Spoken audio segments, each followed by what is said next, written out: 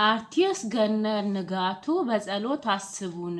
ይሄው በትንሳኤ ዕለት በልጆቼ ፊት ድጋሜ በሰርግ ተጋብተናል። ሰርግ ከ14 ዓመት መለያየት በኋላ አርቲስት ገነት ንጋቱና አርቲስት ሙሉጌታ ጀዋሬ ዛሬ በልጆቻቸው በጓደኞቻቸውና በዘመድ አዝማድ ፊት ድጋሜ ተሞሽረዋል። ሁለቱም በማልቀስ ደስታቸውን የገለጹ ሲሆን ሁሉም ነገር ለፈጣሪ ሰተን ድጋሜ ትዳርን አንድ ብለን ጀምረናል ያሉት ጥንዶቹ መልካም ምኞታችሁን ተመኙላቸው ብለው ብዙ ኢትዮጵያውያን ሲፈልጉ የነበረውን አንድነት አሁን እውን ሆኗል። አይለያያችሁ ጥንዶቹ፣ መልካም ጋብቻ ይሁንላችሁ። ይሄማ ለሚያስብል ነው እናንተ። ኧረ ልልበሉ ቆይ ኧረ ልልበሉ ወገኖቼ።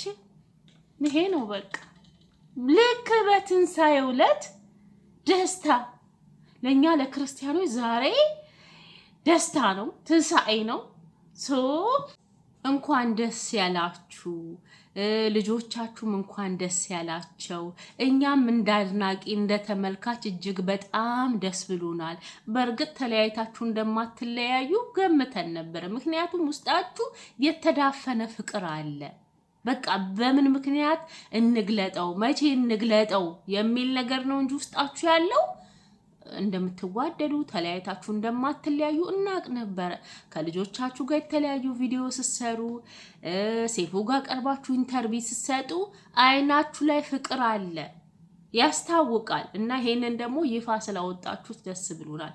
ነገሩን ሁሉ ትታችሁ ለልጆቻችሁ ስትሉ እንደገና መሞሸራችሁ ደግሞ ይሄ ዳግም ደስታ ነው። የእውነት እኔ ደስ ብሎኛል። እንኳን ደስ ያላችሁ። ሲቀጥል ከዚህ ቀደም ሴፉን እንግዲህ በጣም ብዙ ሰዎች ሲሰድቡት ነበረ። ለምንድን ነው የተፋቱ ባልና ሚስቶችን የሚያመጣው? ይሄ ምን ያስተምራል? ፍቺን ፕሮሞት እያደረገ ነው ብለን እርግጠኛ ነኝ አሁን ደግሞ ሲያቀርባቸው እንደምናደንቀው። ምክንያቱም ተፋቶም ዳግም እንደዚህ ድል ባለ ሰርግ መጋባት አለ የሚለውን ያስተምረናል። በፊት ተለያይቶ ያው እንደዚህ እህትና ወንድም ሆኖ መኖር ይቻላል፣ ልጅ ለብቻ ማሳደግ ይቻላል ምናምን የሚልን ነበር ፕሮሞት ሲደረግ የነበረው። አሁን ደግሞ ተመልሶ መግጠምም ይቻላል፣ ምንም ችግር የለም፣ ድጋሜ መሞሸር ይቻላል የሚለውን አስተምረውናል። የእውነት እኔ በግሌ በጣም ደስ ብሎኛል። ያው እንደማይለዩ ሁላችንም እናቅ ነበር፣ ውስጣቸው ፍቅር አለ። እንዴት ሲንሰቀሰቅ እንደነበረ የሆነ የጸጸተው ነገር እንዳለ ያስታውቅ ነበረና ከዛ ጸጸቱ ተመልሶ ደግሞ ዛሬ አንድ ሆነው ማየታችን በጣም ደስ ብሎናል። ግን እኔ አሁን ምን ይላሉ ግን እነዛ ሲያጋግሉ የነበሩት የሱን ፐርሰናሊ የስጋ ድካሙን ይዘው እሱ እንዲህ ነው አስተማሪ ሆኖ ተማሪዎቹን ምናምን የሚሉ ሰዎች እንግዲህ ዛሬ ምን እንደሚሉ አናውቅም። ሙህም ግን ሰይጣን ይፈር፣ እግዚአብሔር ይመስገን አብረው ሆነዋል። እኔ በጣም ደስ ብሎኛል። ማለት ሰርፕራይዝ ነው ሆንኩት። ለምን ከዚህ በፊት ፍቺን ፕሮሞት እያደረጉ ተፋቶ እንደዚህ መኖር ይቻላል እያሉ ተደስተን መኖር እንችላለን እንደ እህት ወንድም እያሉ ብዙ ሰዎች ሲተቿቸው ነበር። አሁን ግን እንደገና መሞሸር ይቻላልና እንኳን ደስ ያላችሁ። እኔ ደስ ብሎኛል እውነት። እንግዲህ የተፋታችሁ እንደዚህ ድጋሜ መጋባት ይቻላል። ለምሳሌ ቤቢና ዳግማዊ ተፋተዋል።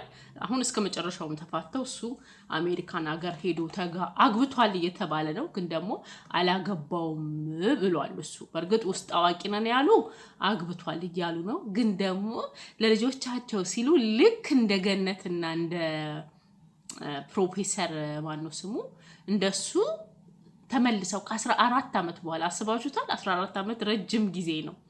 እንደውም እሷ አግባ እለው ነበረ። እናንተ ግን ታምር ነው ይሄ።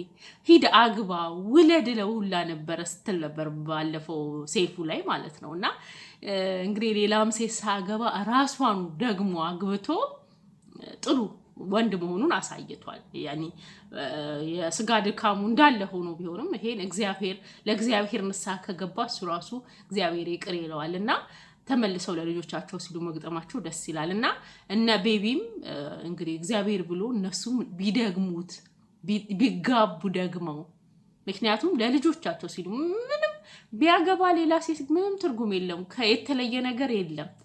እችን የመሰለች አበባ ልጅ የልጆቹ እናት። ስለዚህ ያላቸውን ችግር ፈተው እንደገና እነሱም ቢጋቡ ሌሎቹም በእርግጥ ይሄን ሰሞን ብቻ አይደለም አሁን ዘመን ላይ ሲንግል ማምን እንደ ጀብዱ የሚያዩዋሉ ማለት ነው። ምንም ችግር የለም። በቃ ካልሆነ መገዳደል የለም። ለብቻ መኖር ችግር የለውም። ግን ቢቻል ለልጆች ሲባል ተሳስበው ተከባብረው ቢኖሩ። ምክንያቱም ሌላ ጋር ቢሄድ ምንም ትርጉም የለውም። እሷም ሌላ ወንድ ጋር ብትሄድ ምንም የተለየ ነገር የለውም። ግን ልጆቻቸውን በፍቅር ቢያሳድጉ አንድ ብቻ አይደለም 2 3 ደግሞ ዘራቸውን ቢያበዙ ከአንድ አባት ከአንድ እናት ቢወሉ ለልጆቹ ራሱ ለወደፊት ላይፋቸው ደስ ይላል።